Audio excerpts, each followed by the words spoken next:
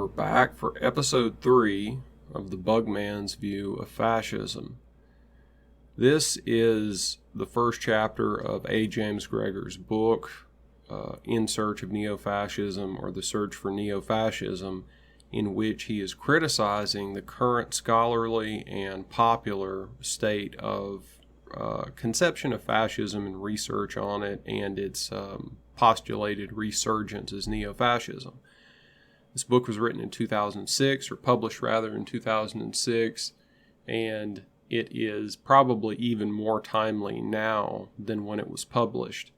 And as far as I can tell, A. James Gregor is a very honest and insightful man, and he, in this first chapter, he is exploding and obliterating everything you would read in newspapers or magazines in the Western world about fascism and about right-wingers in general, talking about the origins of this propagandistic war on right-wing people or political dissidents who aren't Marxist, non-Marxist political dissidents, basically. Everybody, or anti-communist more generally, everybody being fascist. He's exploding all this stuff.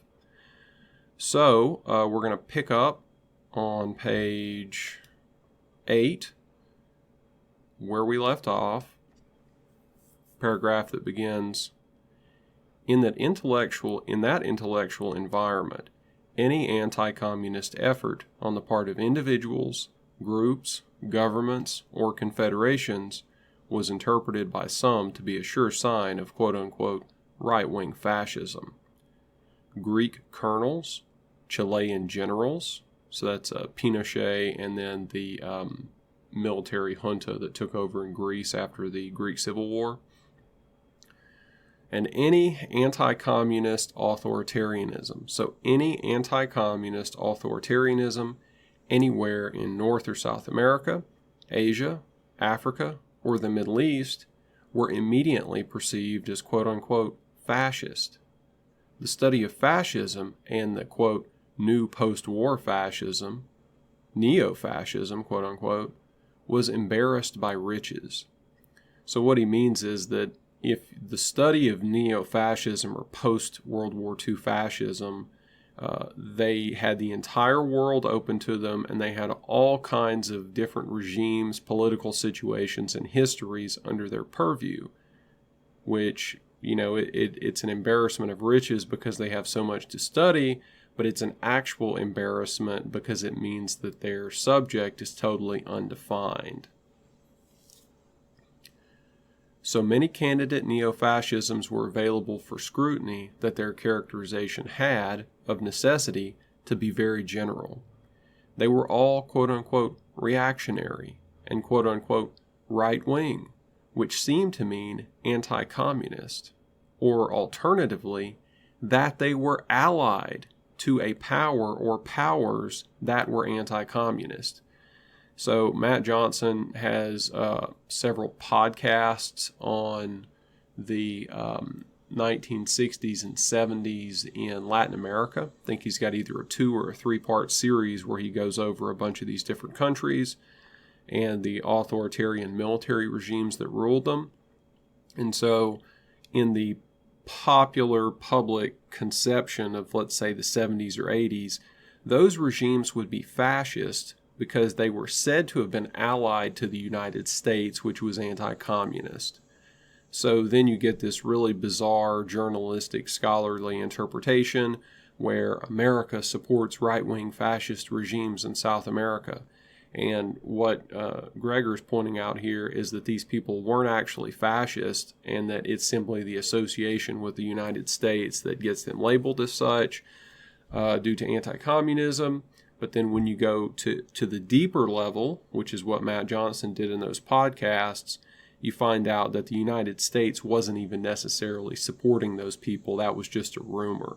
And that the United States supported Marxist groups and Marxist regimes more often than not, and that it actually wanted to overthrow a lot of these authoritarian anti-communist regimes in Latin America in order to replace them with Western-style liberal democracies and create banana republics out of them that could then be controlled from Washington and exploited by Western capitalists.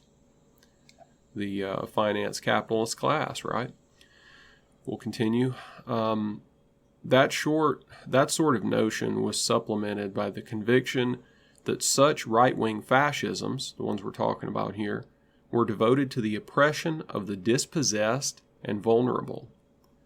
Thus, if it was argued that while the left-wing Maoist government on the mainland of China was unshackling workers and peasants, the right-wing Kuomintang government on the island of Taiwan was subjecting its population to fascist reaction. So, what's the guy's name? Lady Chiang Kai-shek. So Chiang Kai-shek becomes a fascist just because he's opposed to the Maoist government, and that, the Maoists have to be taking care of the peasants. Those are the good guys, and that everybody else is a capitalist on the other side. But then, of course, this characterization falls apart once everybody starts to figure out what was actually going on in China. But the left just keeps steamrolling forward. The Marxists don't ever respond to historical evidence. They've got their theory, and they just keep moving forward. As these interpretations continued, developments took place in the Western academic community that were to address the facile identification of the quote-unquote right with Neofascism, while the generic quote-unquote left was conceived a liberating force in the service of the wretched of the earth. In the 1950s, the concept totalitarianism gradually made its appearance to offer an interpretive classification prepared to subsume fascism and the Marxist-Leninist dictatorships as species or subspecies under one inclusive anti-democratic political genus.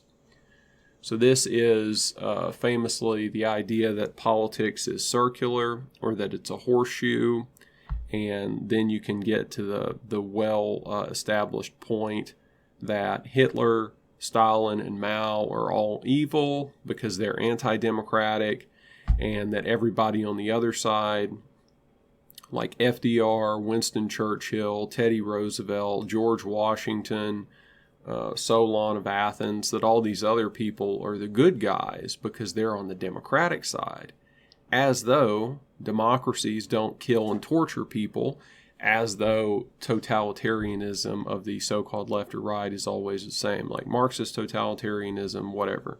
It's Marxist or non-Marxist, it's all the same.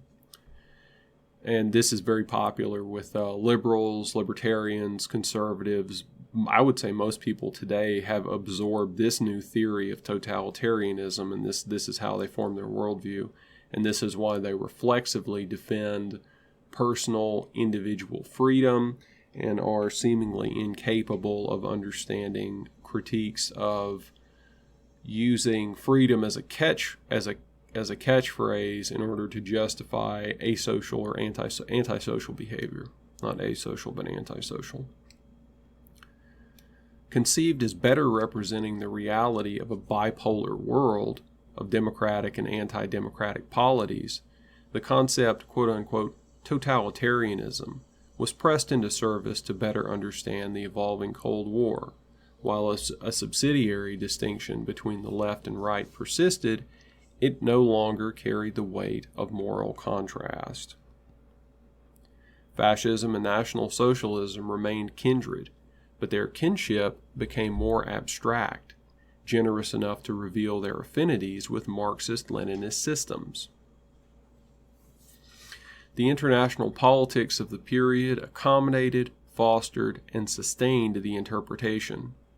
There was clear political advantage in identifying the enemies of democracy with the National Socialism of Adolf Hitler and the fascism of Benito Mussolini, and there were entirely plausible institutional similarities supporting the notion of a totalitarian kinship between them all.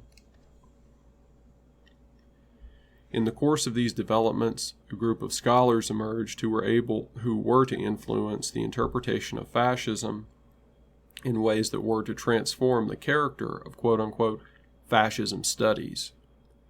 Of those scholars, Ernst Nolte and Renzo di Felice were among the most important. So that's a German and an Italian, I think. Together, they were to give shape to a sub-discipline that had become increasingly amorphous over the years since the termination of the Second World War. So what's going to happen now is a couple of guys in particular, but more people working in that field, are going to wade into the ashes of World War II and this new Cold War, the bipolar world, and they're going to try to figure out what the hell was really going on between these, what were the delineations between these anti-democratic forces and ideologies. What do they have in common? What distinguishes them? And so you've got a German and an Italian who, of course, they're interested in the histories of their own countries, and they're probably not into the American and British and Soviet war propaganda that has completely defined the history of those countries for the last 70 or 80 years. Their respective efforts, while different in a variety of fashions, shared several common features. There was a clear conviction that however odious their crimes, National Socialism and Fascism, this is critical, were historical phenomena that required the same systematic objectivity in their study as any complex historical event. So one thing that you'll get from a lot of people in Holocaust studies is they'll say that the Holocaust, the killing of the Jews in World War II by the Germans, was a singular historical event that is unique in world history, and therefore it cannot be subjected to normal customary analysis and critique. It's totally special. And so by extension, you can move that uniqueness over onto National Socialism and then extend it onto fascism too, and just basically tell everybody to shut up, don't worry about it, just believe what we told you about how evil all these people are, and we can't ever do anything that they did, right? Hitler and the National Socialists banned smoking and tried to push vegetarianism and animal rights, and oh my God, all that stuff is fascist too, and it's all evil. Just stay away from anything that they touched because of this stuff that they're claimed to have done. And so these guys are rejecting all that. They're rejecting that idea and saying let's treat it as it truly was, which was just one more part of human history. Their respective efforts, while different in a variety of fashions, shared several common features. There was a clear conviction, I already read that. Moreover, both treated the ideas that animated fascism with measured consideration, rather than dismissing fascism's political convictions as simply, quote-unquote, right-wing, quote-unquote, irrational, quote-unquote, immoral, and quote-unquote, contradictory, as had generally been the wont. They accorded them the same seriousness as others did the ideology of Marxism-Leninism in all its many variants. Hold on just a second. While both De Felice and Nolte used the concept, quote-unquote, totalitarianism only with considerable reservation and abundant caution, they both accepted it in principle.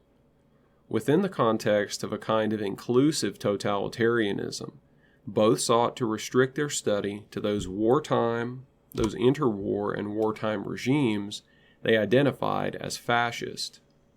They were both exceedingly skeptical about any fascisms that were extra-European or that survived the Second World War. So they're viewing this as a European political ideology, or two political ideologies if you separate National Socialism and Fascism, that developed in Europe in the 1920s and 30s and that were destroyed, right? Killed at the end of the Second World War.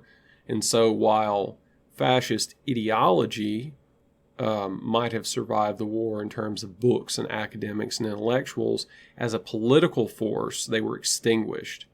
If you go look at what happened at the International Military Tribunal at Nuremberg, they literally hung all of the National Socialist political leaders. So the bureaucrats, the soldiers, the generals, a lot of those people were allowed to live, but the political elite were hung right? They were hanged. They died. And so these guys, and you know what happened in Italy too, right? So these guys would argue that as a political force, fascism and National Socialism were dead, even if some of the supporters were still alive. And so if as a political force it's over, how does it get out of Europe, and how does it establish itself somewhere else? It doesn't. It seemed evident that outside of Europe and after the end of the Second World War, there were no candidates that might really pass as both fascist and totalitarian. For De Felice and Nolte, fascism was intimately and inextricably connected with Europe and the social, political, and economic consequences of the First World War, and you might specifically say the Treaty of Versailles, right? Which didn't give the Italians what they were promised, and which took away so much from Germany that the Weimar Republic was totally destabilized and created what we saw in 1932 and 33. Even those fascisms that emerged in Southern and Eastern Europe in the years following the First World War, talking about like Codreanu and the Iron Guard, I think, in the years following the First World War, were held to be largely mimetic and a peculiar product of time-conditioned strategic and political circumstances. De Felice, more demanding than Nolte, dismissed most interwar and wartime quote-unquote fascisms as not fascisms at all. Other than National Socialism and Italian fascism, there were no authentic fascisms, and even National Socialism and fascism distinguished themselves from each other by very fundamental ideological and behavioral differences. For De Felice, fascism meant essentially Italian fascism. His employment of the term quote-unquote right-wing was restricted to mean quote-unquote anti-communist or quote-unquote anti-Marxist, without the baggage that frequently accompanied its use. So he's not talking about it being a pejorative. He's saying that this right-wing stuff just means anti-communist or anti-Marxist, which is the opposite of what the Bugman believes, because for the Bugman, the journalist and the academic, right-wing means reactionary, opposed to progress, racist, misogynist, just run down the list of everything they don't like. That's what it gets lumped into. But for him, he's defined it carefully and apparently uses a strict definition, so that's very reasonable. While moreover, without the baggage that frequently accompanied its use. Moreover, while prepared to grant that fascism shared some minimal affinities with National Socialism, he insisted on the, quote, enormous differences between Italian fascism and German National Socialism. For De Felice, Mussolini's fascism and Hitler's National Socialism arose out of, quote, two worlds, two traditions, two histories, so different that it is extremely difficult to address them both within a single discussion. So that's what the expert has to say about the relationship between these two things. Totally rejecting the war propaganda that lumps this stuff together. And I think we'll go ahead and stop here so that these episodes aren't too long. Thank you for your time. Talk to you again soon. Okay, we're back. I was going to release part 3. It's about a 20-minute episode, but I decided I would extend it instead. So for me, this is part 4. The way that you're going to see it, it's going to be a longer version of part 3. First off, I would like to thank all the very positive and wonderful feedback that I've gotten so far on this series. And I'd also like to thank Franz Danzi, who used some of the ideas I've been talking about here as a springboard to give us a more useful and holistic or metaphysical conception of left-right that incorporates a bunch of related ideas into a way that you can think about it that I think is fairly common among right-wingers. Like, this is how we think about ourselves, the way that he describes left-right in his video. But I don't think anyone has gone so far as to try to codify it and write it down and put it in a format that, other people can listen to and hear like that. So good on him. As far as you for your own development and research, you've still got to decide which definition of left-right you think is most valuable and what's going to help you do whatever you're trying to do. So we know that total ignorance isn't an option. That's where we start. That's the bottom. We move up one rung from that, and we're in the realm of sort of a vague, hazy idea of left-right. And that's where most people are who are even politically knowledgeable at all. And then the third level is this this distinction between either left-right as economics or left-right as totalitarianism.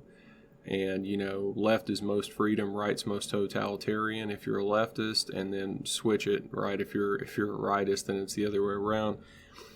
But then the fourth level, I think, which is what Franz Danzi was telling us about, is taking a bunch of notions that may seemingly be unrelated, showing how they actually are related, and then putting the right as the forces of preservation and the left as the forces of destruction. And so good on him. I encourage you to go watch it.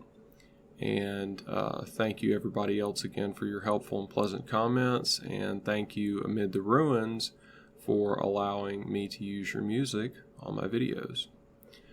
Okay, we'll pick up at the paragraph that on page 10 at the bottom of the page that begins with, like Nolta, De Felice dismissed the possibility of a fascism outside the historic parameters of the interwar and war years and the geographic confines of Western Europe. So the idea that these two guys who are the big scholars on the issue, they think that fascism was a European political phenomenon that was created by certain political, cultural, and historical conditions. And so since you're not going to have another Treaty of Versailles, you're not going to have any more fascism, right?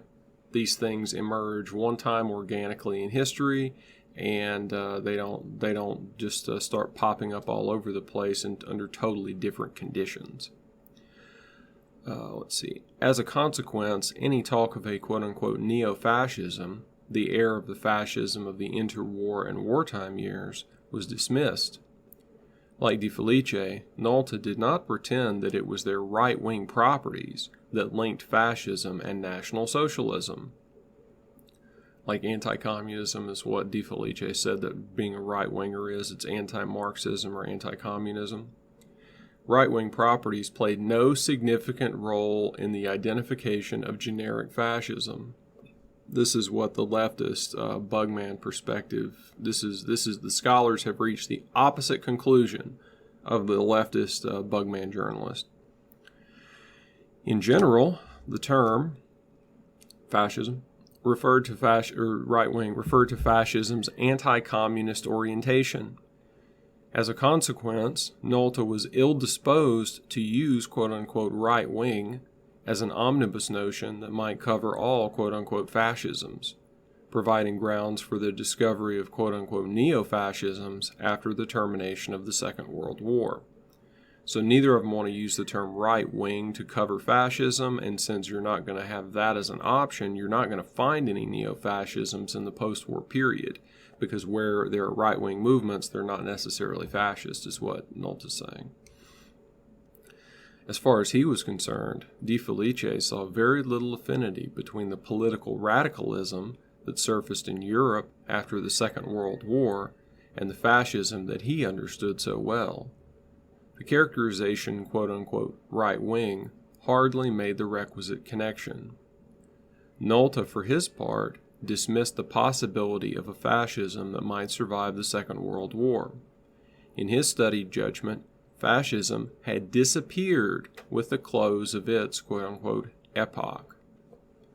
Whatever anti-democratic radicalisms might manifest themselves in the post-war years would be something very different from the fascism that had been the object of his research. During the 1980s, the study of fascism was supplemented by the work of another major analyst, Zev Sternhell. Beginning with the ideologies of the French nationalists of the 19th century, I think that's Sorel probably, Sternhell systematically formulated an account of the development of fascist thought in early 20th century Italy. Like Nolte, Sternhell saw the elements of fascism in the thought of 19th century French nationalism. What distinguished his work from many of his contemporaries in the field was his particular readiness to acknowledge the existence of a reasonably coherent and intellectually defensible fascist ideology. So Sternhell, and I'm sure with first name Zev, he's Jewish, but he is one of the only people, or maybe the only, or maybe the first person to say that. Let's see here, what does it say? The existence of a reasonably coherent and intellectually defensible fascist ideology. And if you remember what the propaganda of the 1930s and 40s was in the West, they said that fascism was hatred, irrationality, stupidity, barbarism, and warmongering. So in other words, it was the opposite of a coherent and intellectually defensible ideology. But Sternhell disagrees. Neither of the political right nor the political left, the ideology, that performed the same function for fascists as their respective ideologies did for liberals and Marxists. So Sternhell is saying that liberalism, Marxism, and fascism are essentially the same in terms of their characteristics, that they each have the same characteristics that make them up. They each have a defensible ideology. It's internally consistent for the most part. It's something you can identify. That fascism is not this barbaric plague upon the world.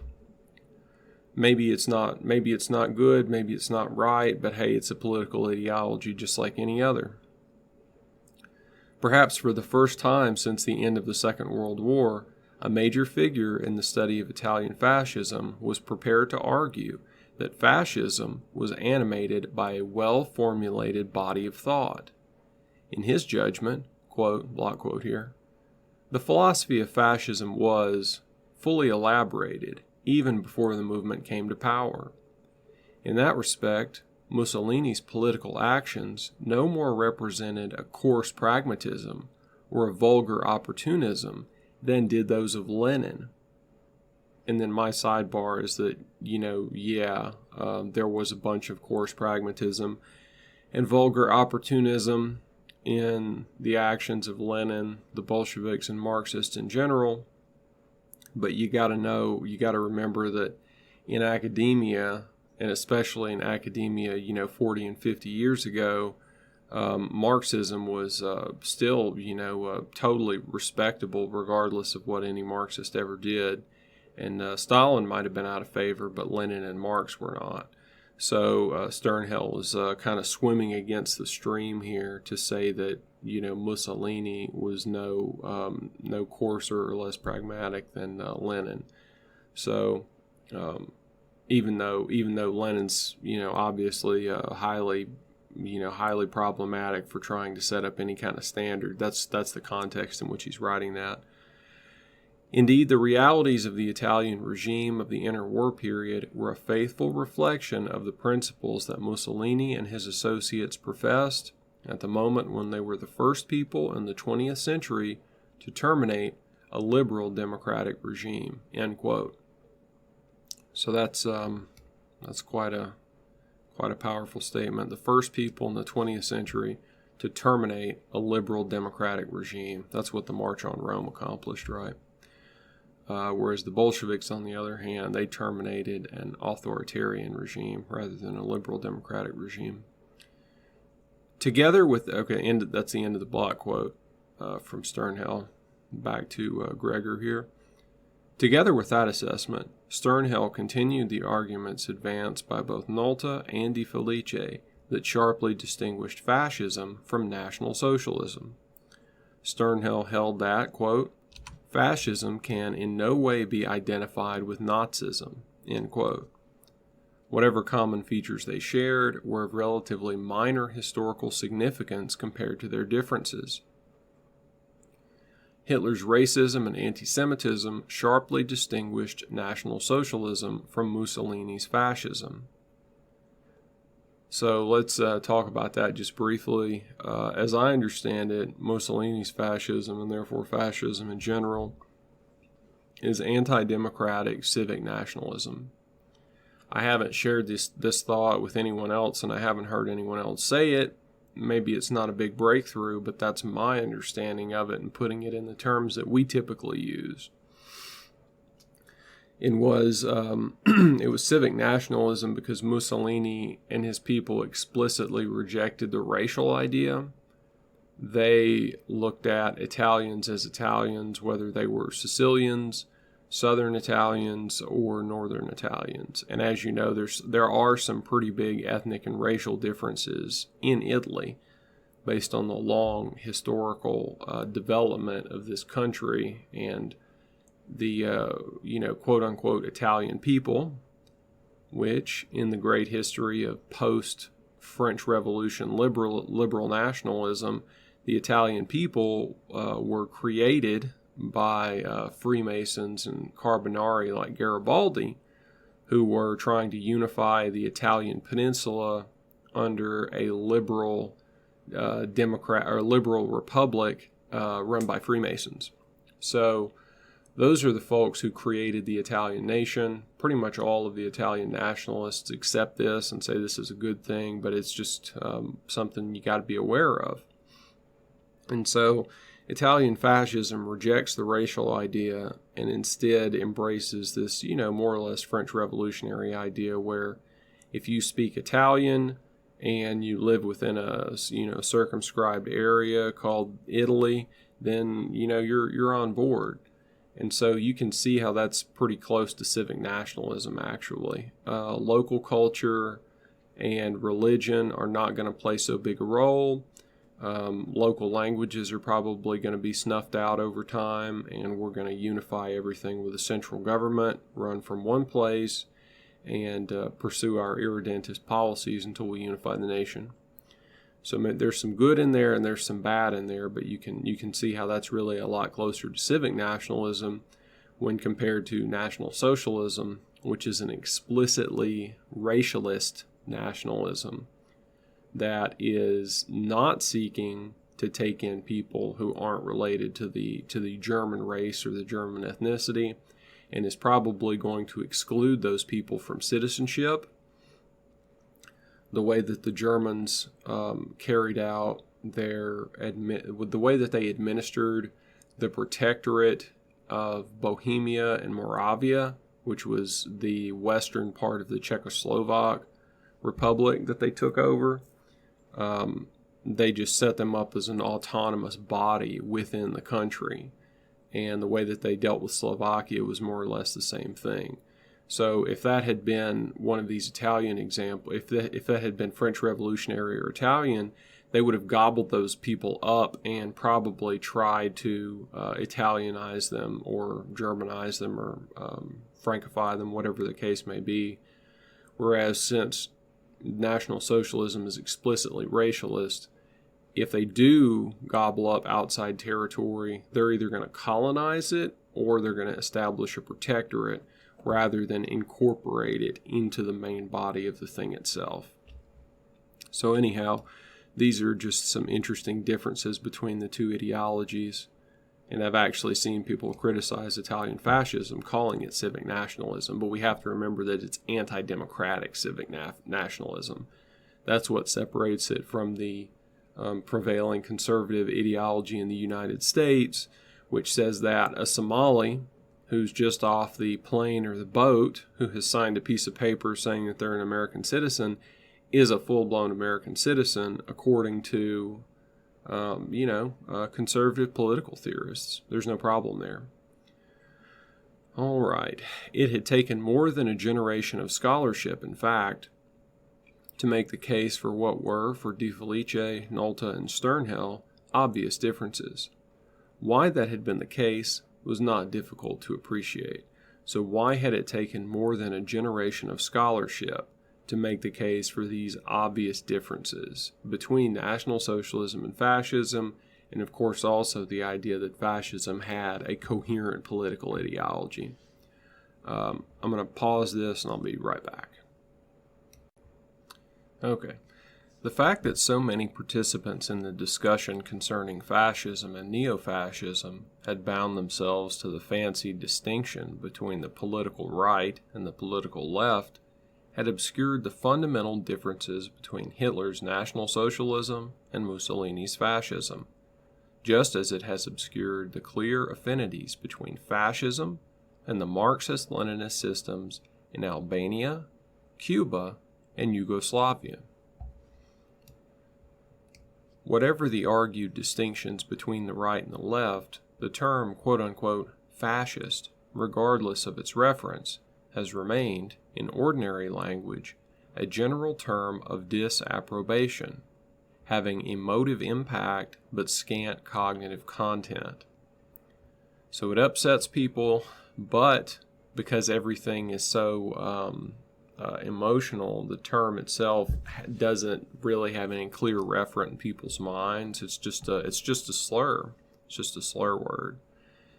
In contemporary discourse, when one speaks of fascists, one almost invariably means Nazis, quote-unquote fascists and quote-unquote Nazis.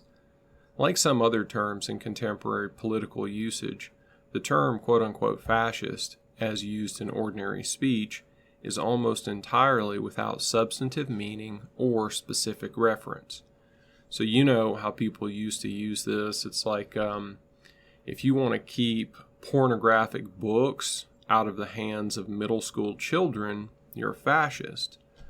If you want to, this is kind of like what we talked about in the slides at the very beginning. If you want to create government subsidized healthcare or universal healthcare, then you're a fascist. So people just use it as a slur word without having any particular referent for it. It either means big government or right wing, just totally confused. The fact is that there is very little excuse for such profligate employment. We know a great deal about Italian fascism, certainly enough to distinguish it from National Socialism. We know a good deal about its origins in time, the principal components of its belief system, those population elements that made up a substantial part of its membership, the contingent circumstances that created the revolutionary environment in which it thrived, and the influences that shaped the course of its trajectory over time. So he's saying that, through all this scholarship, we know what fascism is, where it came from, what they did, so there's no excuse for this willful ignorance, seemingly. Identifying fascism, as quote-unquote right-wing, adds nothing to comprehension. Someone wisely proposed that in order to understand fascism, one must write its history. While sage, such advice perhaps conceals as much as it reveals. Before one can write a comprehensible history, one must have some initial notions of what that history is about.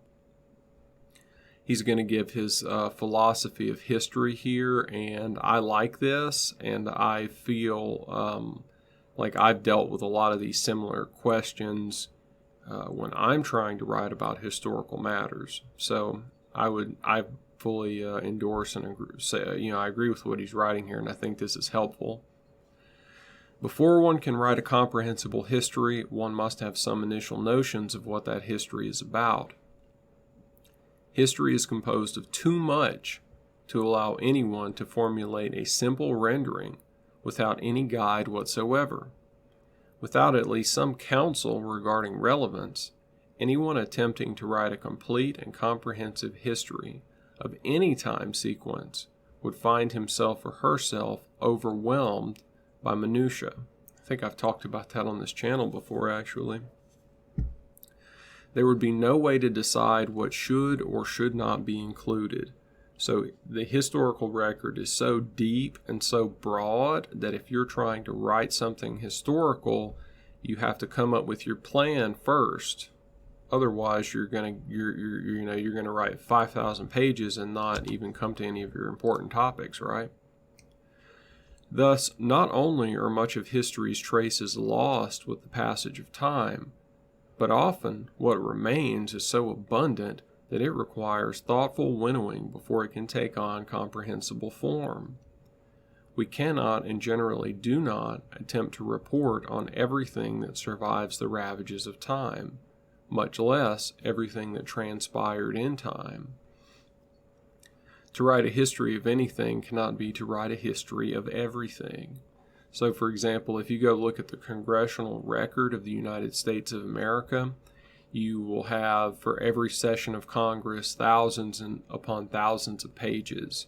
So if you want to write about the history of how the United States went from before 1913 and 1914, more of a free enterprise system that favored individual entrepreneurs and petty bourgeoisie, the formation of petty bourgeoisie, as opposed to finance capitalists and oligarchs, then you're going to have to go read, for example, the congressional record from 1913 and 1914 and see what kind of arguments were going on at that time.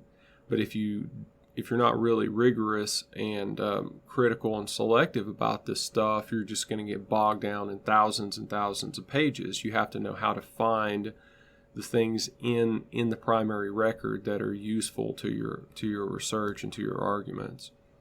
And we're not talking about throwing things out that contradict your thesis. We're talking about wading through all the other stuff that's not for your thesis or against your thesis and just trying to find the relevant matters. To write a history of anything, let's see, we must decide what is important enough to be recorded. There must be selective criteria available that govern our choices and ultimately mold our account. So writing a history of fascism isn't as simple as it might be according to what the other person suggested. It is evident that the rendering of the fascist period by a convinced Marxist would be, and historically has been, fundamentally different from that of a non-Marxist. So he's saying that if the universities are full of Marxists, which they were and still are to some degree, different kind of Marxists but still Marxists, then all the history books you're going to get on fascism are going to be very different than they would be otherwise. Different than if they were written by fascists or liberals. And that of a dedicated Democrat, far different from that of a non-Democrat.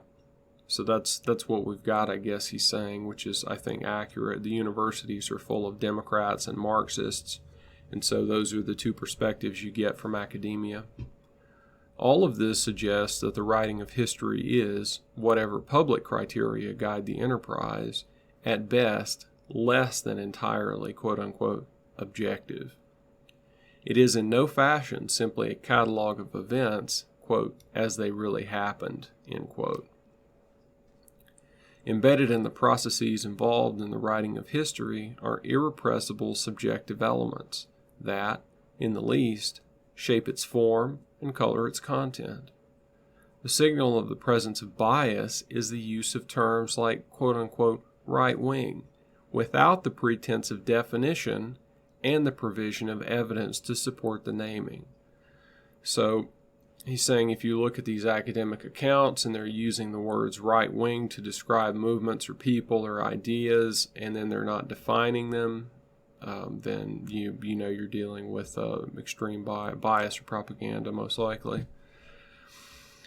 And even for us who are generally right wing or far right, you could be talking to someone and you both agree that you're right wing and you've got completely different conceptions of what it means, right? This is a problem, not just for these academics, but for everybody.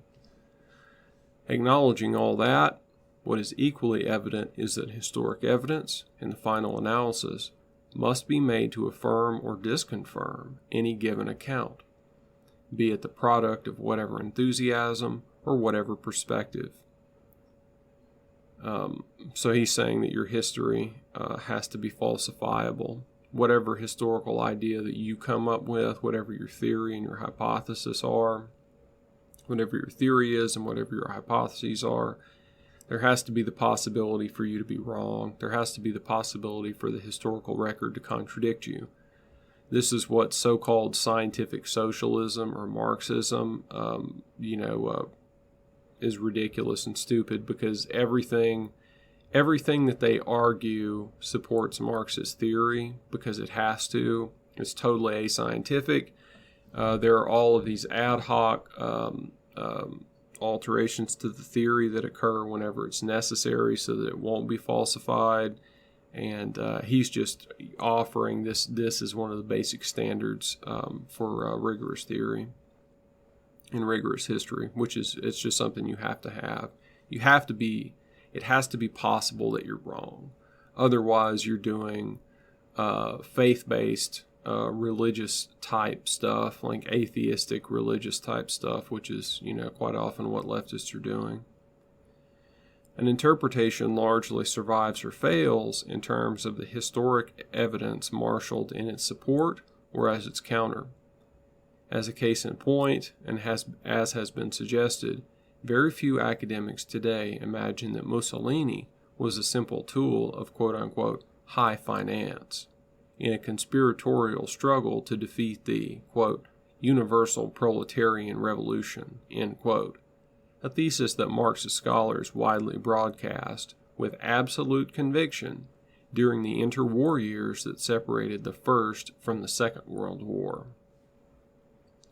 So the historical perspective has changed, he said. The Marxists were absolutely confident that Mussolini was a reactionary tool of the capitalists, and they said this, and today no one believes it. In effect, there is a complex interrelationship among the conceptual sorting devices, the political, quote-unquote, perspectives employed to, quote-unquote, make sense of complex temporal sequences, and the empirical, and specifically documentary evidence that historical research provides. There is no simple way of writing history, nor is there one, quote-unquote, true account. Hold on just a second. The best we can attempt is to put together a maximally plausible version of what we believe to have transpired over an enormously complicated sequence, however brief in time, bringing surviving evidence to bear upon specific empirical claims and assessing the merits of those generalizations employed to provide form to the confirmed empirical substance.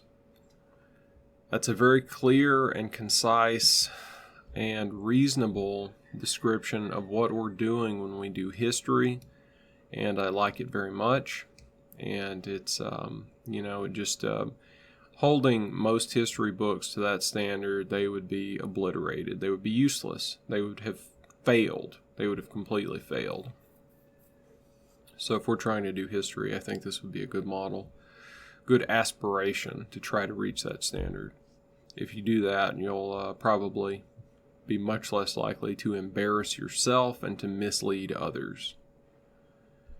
Italian fascism has been particularly susceptible to the influence of prejudgment in any accounting. In the long struggle by the industrially advanced nations against both the fascism of Mussolini as well as the, quote, generic fascisms, end quote, that collected around it, the passions of all anti-fascists, including academics, were mobilized to the cause. Together with the, quote, committed scholarship, end quote, of Marxists, the result was a caricature of fascism that saw it as a, quote-unquote, right-wing dictatorship indistinguishable from Hitlerism. The identification made both equally possessed of an irreducible irrationality, inhumanity, violence, and genocidal intent. And this is explicable when you think about Marxism and progressivism in general. So Marxism is based on the idea that if we get the right people in charge, and those people come from a specific economic class, and then we get the right technology, then we will reach a utopia. Progressivism, as I understand it in the United States coming out of the late 19th century, basically says the same thing.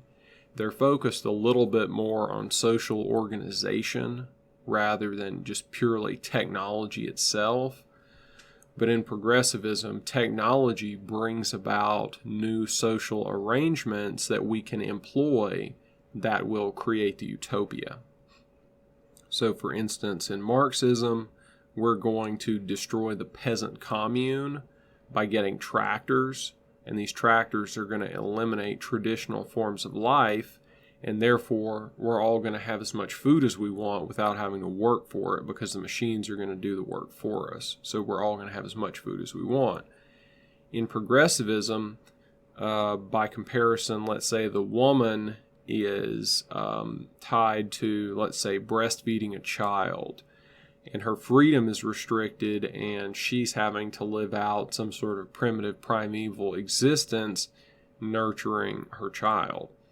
So the progressive is going to pick up on an idea like infant formula, and they're going to be promoting infant formula as a way to liberate women from the traditional lifestyle and the traditional ties that the woman has to the baby, the infant. She's got to feed the infant if the infant's going to survive. Well, we can free her and then put her in the workplace, or she can do other things rather than doing this stuff. So in both cases, I guess what I'm trying to get at is the Marxists and the progressives are trying to reason their way out of human nature, human history, and traditional life through technology. So anything that they see that wants to stop those processes is irrational. The Marxists and the progressives are both depending on their reason, their capacity for reason, to think up new ways of life that they think are better, based on some kind of ignorant utilitarianism. Because, of course, they don't believe in aesthetics. There's famous lines where Dostoevsky makes fun of this, using some quotes by some people. I don't know if they were in the Nechayev circle or where they were, but they said Pushkin is lower than Boots. Pushkin was, I think, the greatest Russian wordsmith, poet, and basically all cultured Russians agree on that. And then these guys who were, basically the anti-fascists of their day would say that Pushkin is lower than a pair of boots. So we would sacrifice Shakespeare or Pushkin for one more pair of boots, because in their strange way of thinking, they can use their reason and their rationality to come up with better ways of life for everyone that depend on the fundamentals of eating, sleeping, and having clothes, and they're going to get rid of art, culture, and anything of emotional or spiritual value in order to achieve this materialist utopia. So I guess this is a really long circular thing I'm trying to explain here, but it's why these people focus on irrationality. Why do they say that their enemies are irrational, stupid, ignorant, etc., etc.? It's because they have built all these castles in the sky about how we're going to reach the utopia, and they've done it with their capacity for reason, which they exalt above all other things. By the end of the 1980s, and this is also why the Marxists are always, Marxists and liberals in America and the Western world are always going around calling everyone else genocidal. Like they're always complaining about these African warlords who are committing genocides, even though the West itself is genocidal by its very nature. It's genocidal, it's destructive, it's imperialist, it's aggressive, it's warmongering, and yet they somehow turn around and they blame imperialist Japan or National Socialist Germany for doing all these things that the West has been doing before those regimes took power and after those regimes were destroyed.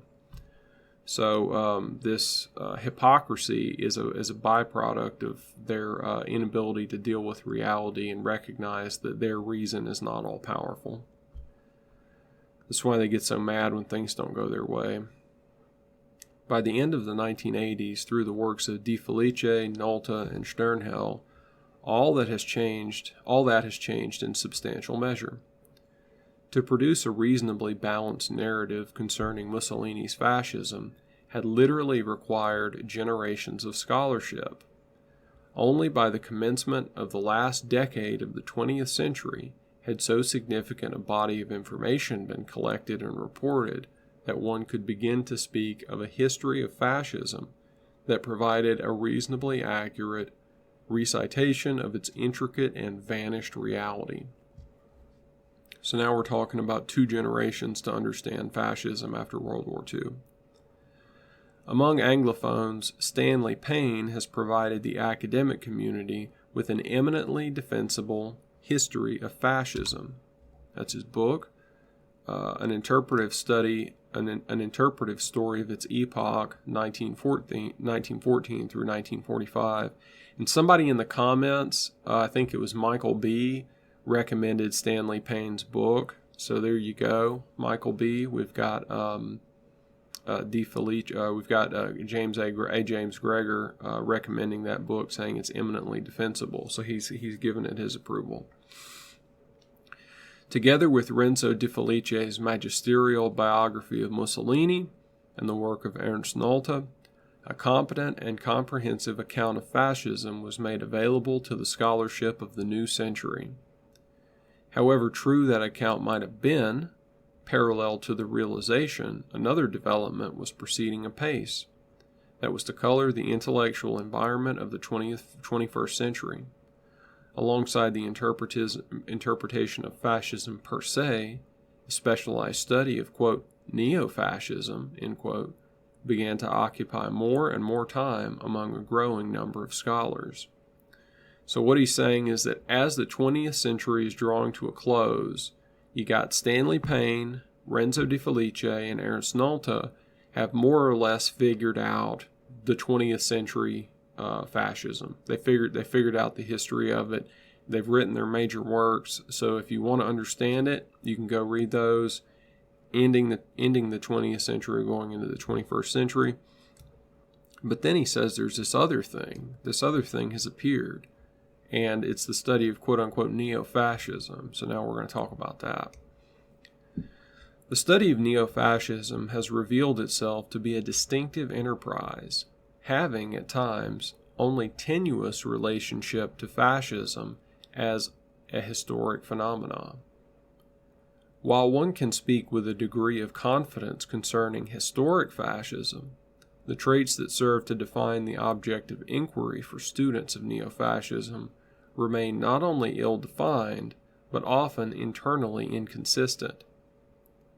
To compound the difficulties, those inconsistencies are often simply attributed to the phenomena under scrutiny without the least reflection or persuasive warrant. So now what does this sound like?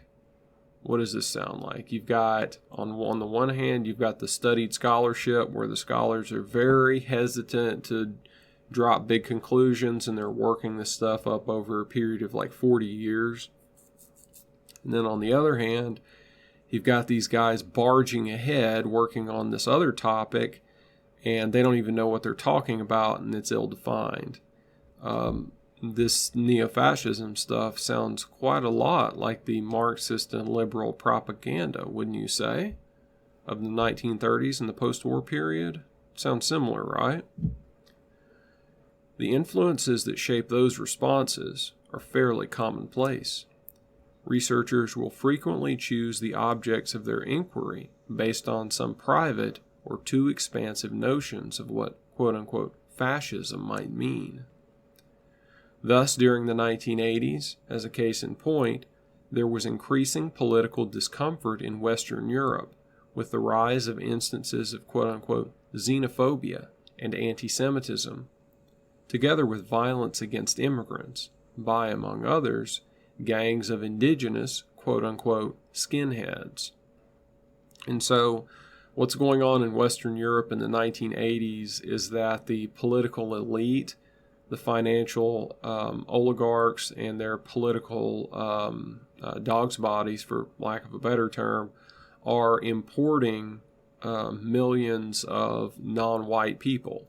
They're importing Africans, East Asians, Pakistanis, just like Albanians even. Not that Albanians are or are not white, but they're certainly not British, and they're certainly not German, they're certainly not French. So all of these people are being imported to these Western countries, and wouldn't you know, we happen to see violence against immigrants and xenophobia at the same time. So the political class gets worried by this, and then they start bringing up the word fascism as a result to try to push it down. They don't stop importing non-white people into Europe. They instead bring back, wouldn't you know it, World War II and 1930s Marxist propaganda. All of these instances were identified as evidence of the growing influence of, quote, right-wing extremist groups, end quote. Almost without reflection, the characterization, quote-unquote, right-wing was more and more frequently employed as a synonym for, quote-unquote, fascism.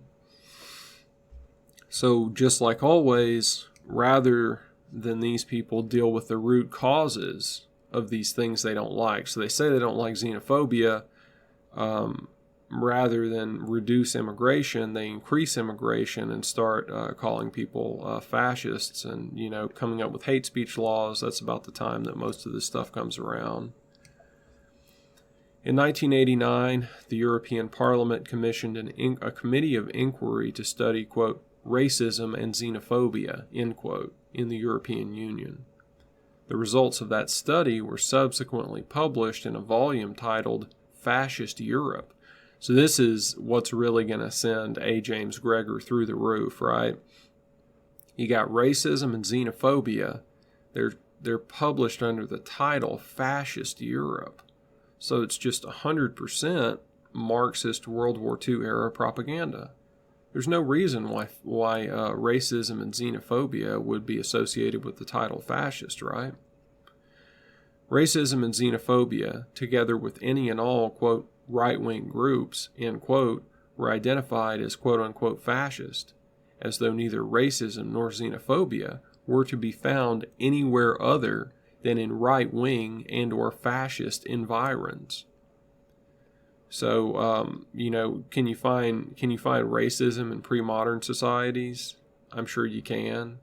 Are pre-modern societies right-wing? Well, maybe in some strange definition.